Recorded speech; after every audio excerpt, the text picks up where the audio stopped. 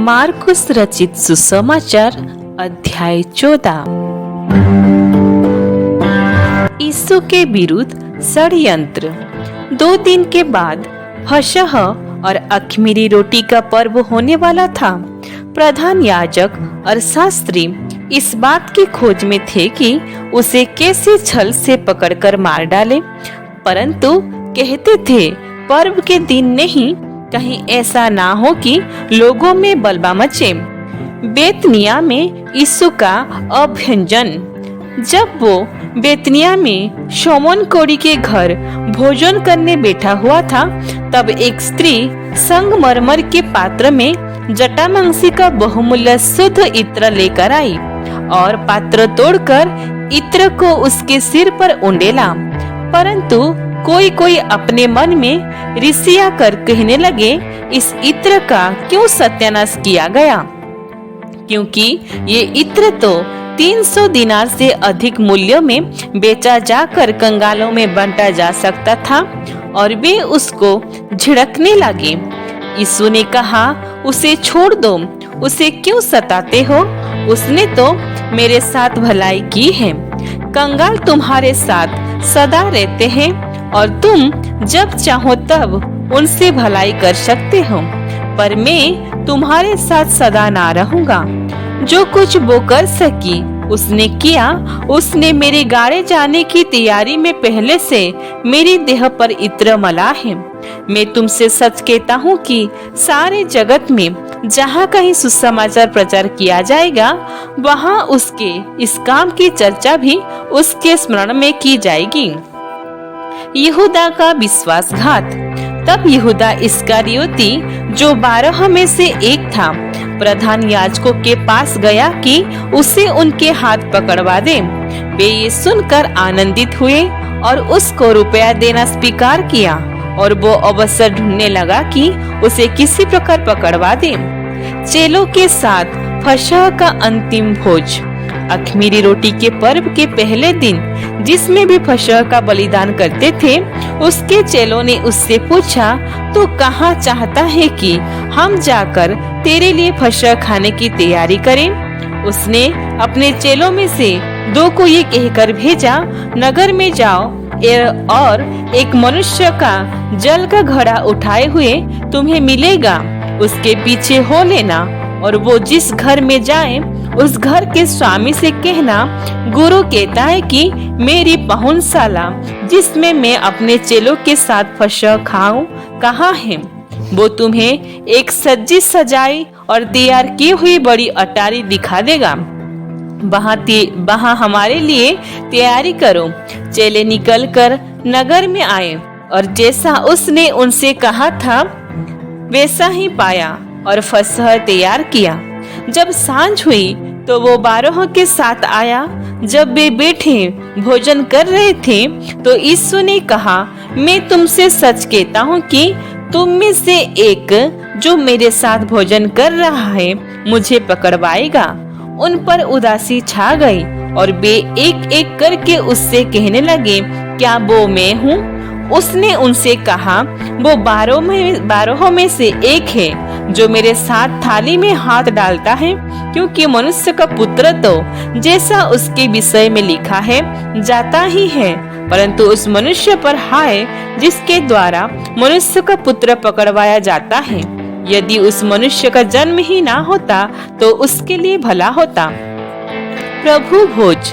जब वे खा ही रहे थे, उसने रोटी ली और आशीष मांगकर तोड़ी और उन्हें दी और कहा, लो ये मेरी देह है। फिर उसने कटोरा लेकर धन्यवाद किया और उन्हें दिया, और उन सब ने उसमें से पिया। और उसने उनसे कहा, ये वाचा का मेरा वो लहू है जो बहुतों के लिए बहाया जाता है। मैं तुमसे सच कहता हूँ कि दाख का रस उस दिन तक कभी फिर ना पीऊंगा, जब तक परमेश्वर के राज्य में नया ना पीऊं। फिर वे भोजन गाकर बाहर जैतून के पहाड़ पर गए। पतरस के इनकार की भविष्यवाणी। तब यीशु ने उनसे कहा, तुम सब ठोकर खाओगे, क्योंकि लिखा है, मैं रखवाले को मारूंगा और भेड़े तितर बितर हो जाएंगे। परंतु मैं अपने जी उठने के बाद तुमसे पहले गलील को जाऊंगा। पतरस ने उससे कहा, यदि सब ठोकर खाए तो खाए, पर मैं ठोकर नहीं खाऊंगा। यीशु ने उससे कहा, मैं तुझसे सच कहता हूँ कि आज ही इसी रात को मुर्ग के 2 बार बांग देने से पहले तू 3 बार मुझसे मुकर जाएगा। पर उसने और भी जोर देकर कहा, यदि मुझे तेरे साथ मरना भी पड़े तो भी मैं तेरा इनकार कभी ना करूंगा। इसी प्रकार और सब ने भी कहा। गत्समनी में प्रार्थना। फिर वे गत्समनी नामक एक जगह में आए और उसने अपने चेलों से कहा, यहाँ बैठे रहो जब तक मैं प्रार्थना करूं। और वो पतरस और याकूब और यूहन्ना को अपने साथ ले गया और बहुत ही अधीर और व्याकुल होने लगा और उनसे कहा, मेरा मन बहुत उदास है, यहाँ तक कि मैं मरने पर हूँ। तुम यहाँ ठहरो और जागते रहो। फिर वो थोड़ा आगे बढ़ा और भूमि पर गिरकर प्रार्थना करने लगा कि यदि हो सके तो ये घड़ी मुझ पर से टल जाए, और कहा, हे अब्बा, हे पिता, तुझसे सब कुछ हो सकता है। इस कटोरे को मेरे पास से हटा ले, तो भी जैसा मैं चाहता हूँ वैसा नहीं, पर जो तू चाहता है वही हूँ। फिर वो आया और उन्हें सोते पाकर पतरस से कहा, हे शमौन, तू सो रहा है? क्या तू एक घड़ी भी ना जग सका? जागते और प्रार्थना करते रहो कि तुम परीक्षा में ना पड़ो। आत्मा तो तैयार है पर शरीर दुर्बल है। और वो फिर चला गया और उन्हें शब्दों में प्रार्थना करने लगा।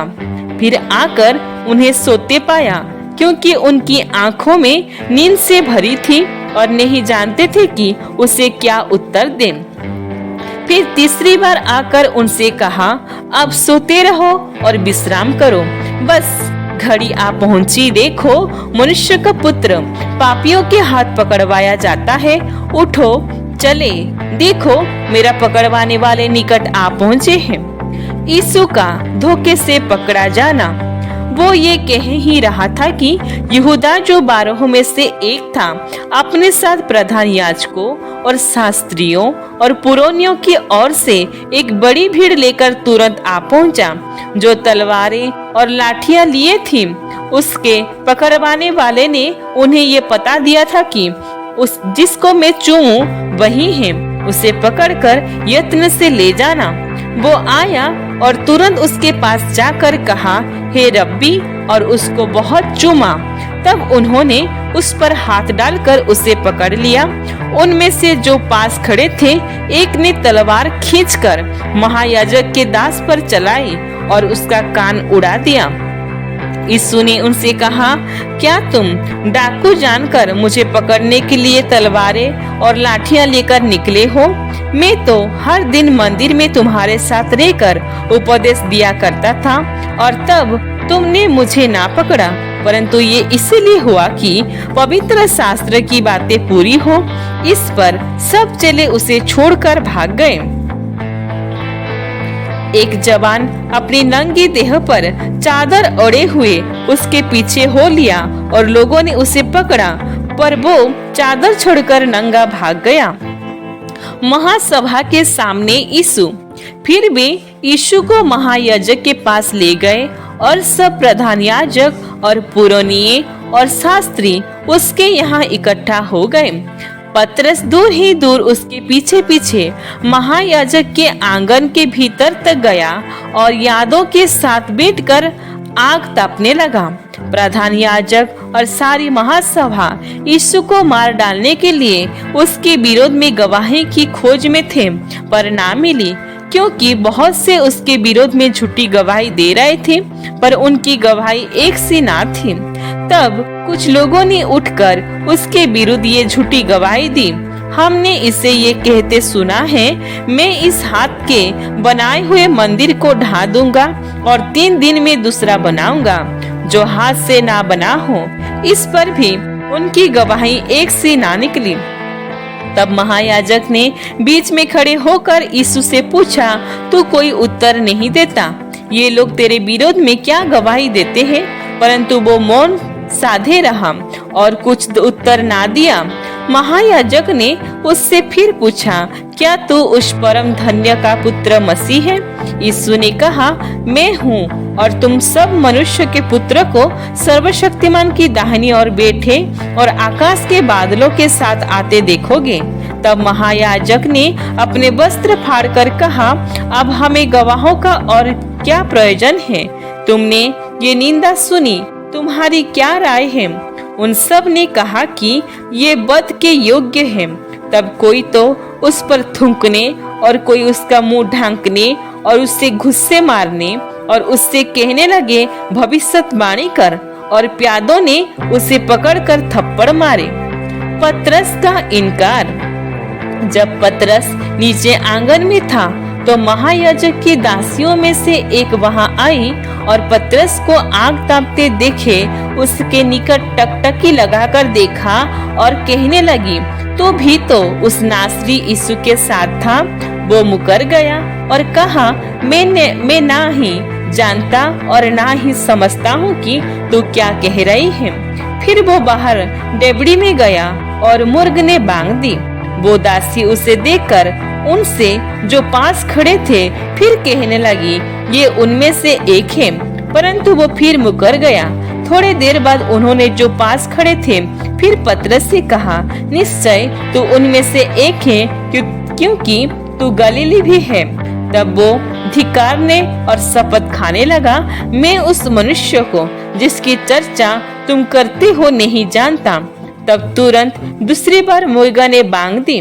पतरस को वो बात जो यीशु ने उससे कही थी स्मरण आई, मुर्ग के 2 बार बांग देने से पहले तो 3 बार मेरा इनकार करेगा।